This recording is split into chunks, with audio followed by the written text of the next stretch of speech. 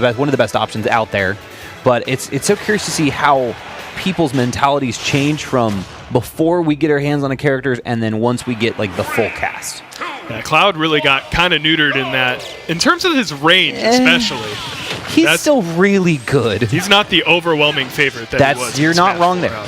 But they left his back air, and that's almost enough. Here we are, Game 1, Pokemon Stadium 2. Kato opting to go with his tried and true Falco, the same character he's been maining since Melee. And this guy is a combo god, so watch out for him. However, he doesn't always have the best defensive options in mind. I feel like that just sums up Falco in general. Where it's like, oh, I can combo you 0 to 80, but I might die at 12. Very true story. However, with Kato, it's even exaggerated beyond that. Oh, dear. He is willing to go deep off stage trying to get edge guards, and there we go. Back air going to seal up the first stock.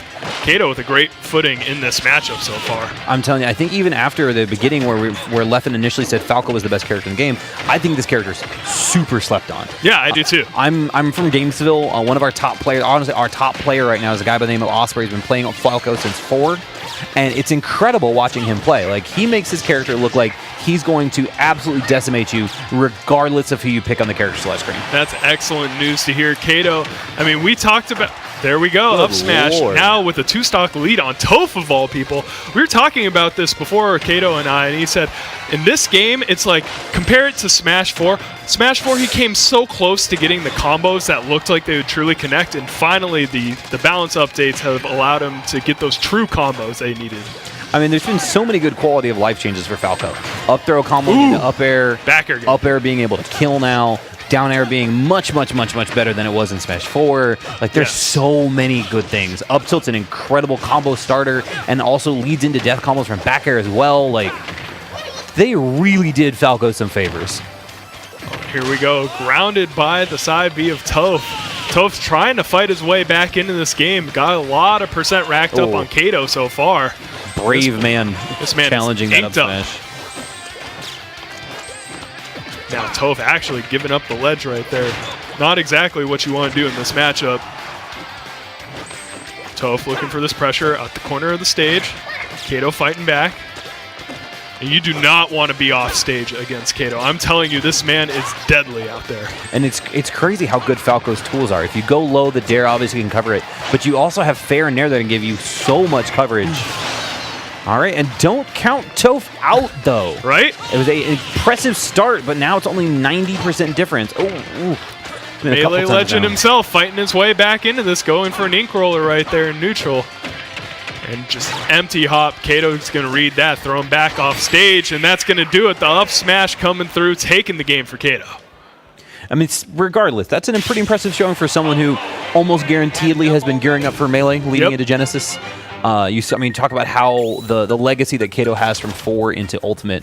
I'm honestly just super excited to see some of the old Melee heads come over and play a little bit more. I was talking with Studebaker, a Melee commentator, who's here this weekend to do both Ultimate and Melee, and it's really interesting to finally see the communities kind of meld a little bit more that we just didn't see from 4. My hot take for the weekend, I think one Melee god will make top 8. Really? Who are you predicting? I want Leffen. Okay. I really, really want Leffen to make top 8. But I could easily see Armada. I could see Plup. If Mango really takes it seriously, he's got a shot at it. That's probably like the darkest of dark horses, I feel. But I could easily see Leffen or Plup making top 8. Yeah, Plup's still playing on the pre-patch with the Mega Man right now. So this is his final days. Enjoy it while you can, friend. No, that macro is so good, and while it is unfortunate for Mega Man mains to see that go, it's more like a, for the rest of the cast, a quality of life change. Yeah, exactly. Now we're on Game 2 here on Final Destination. Toph with the hot start this time. I mean, how many times has this man seen Falco on FD? Too many, man. He knows what to do here. It's been close to 20 years of this. And there we go, going to ground him and hit him with the F smash. So Toph with the early stock lead. Now Kato. Kato, one thing I could say about his play is that he's not as good as fighting from behind in matches. I was gonna ask because I feel like that was something that would clearly benefit Toph because you did mention his 20 years in the business at this point. Whereas Kato being obviously Falco all the way through, sometimes, like, you just get blown up, and there's nothing you can do about it. Kato's actually been playing competitive just about as long as Toph has, too. Fair enough. From the Melee days, always been Falco. However, he never reached the pinnacle that Toph did in Melee. And opting to move to the new games every single time they came out. Now we see Kato actually slowing down the pace of the match quite a bit after he got that stock from Toph. It's working in his favor. He's going deep off stage, looking for that dare, not going to find it. Toph now with the stage control. Bit of a lucky break there that Toph actually didn't have his double jump. If he was able to get in and use the start of the Inkling up B against Falco's up B, could have caused a really, really difficult situation for Kato to deal with off stage. Kato, you do not want to be trading back airs in neutral against Inkling with that rangy Super Soaker going on. And that's almost insane to say that Falco, of all people, shouldn't be trying to trade bears, but this is not the bear of Smash 4. However, it still is a solid kill move. We've seen it taking some stocks in this game so far, but yeah, like you said, just not quite the exact same. And now Toph in full driver's seat control, taking that stock with the roller.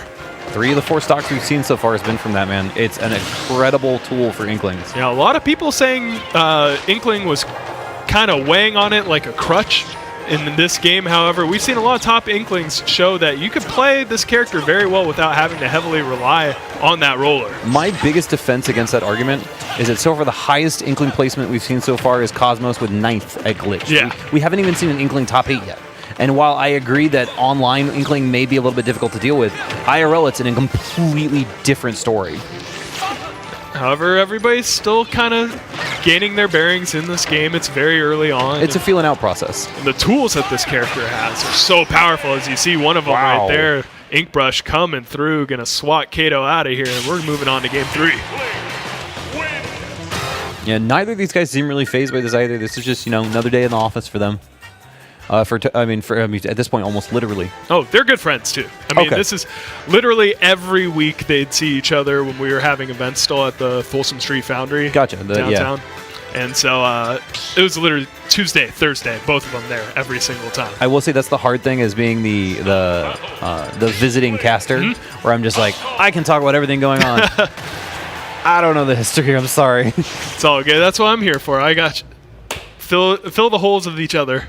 In this not like that. Whoa! Don't look at me like that.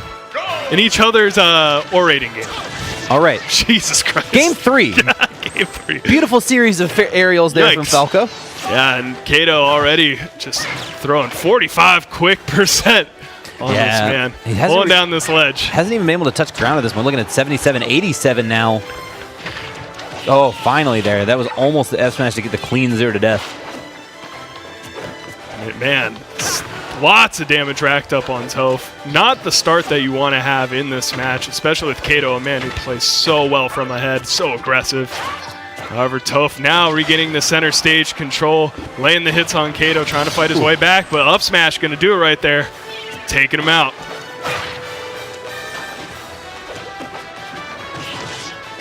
Now, look at these combos coming from Kato, man. And the biggest problem is this game started with Toph unfortunately taking the corner and Kato really getting those combo starters that you're talking about. Yeah. And now Stock 2 starts the exact same way, gets that up tilt, and it's really just into imagination at this point.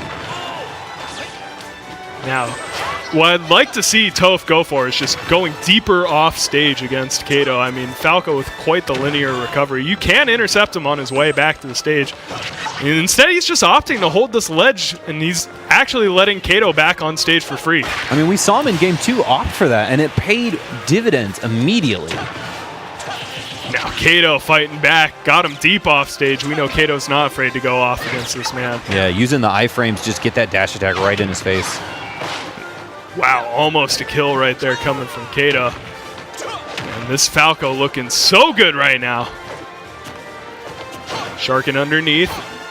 And he's not afraid to keep throwing out these up smashes, man. Trade's going to do it right there for Kato.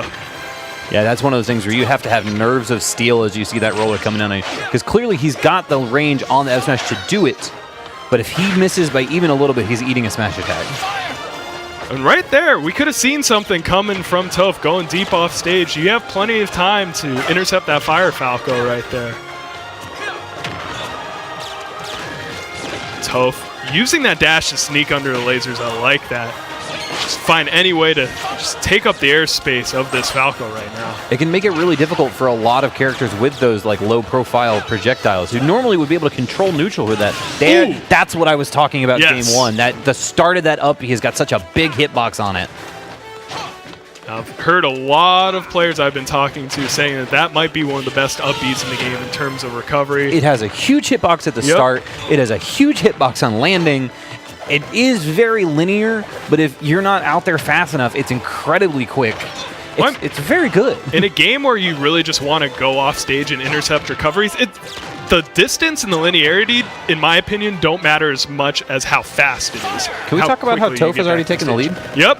This man was down 80% to 0 on this last stop. Barn burner right now. Now Kato holding this edge. No, misses the final hit. That's a reversal for Toph.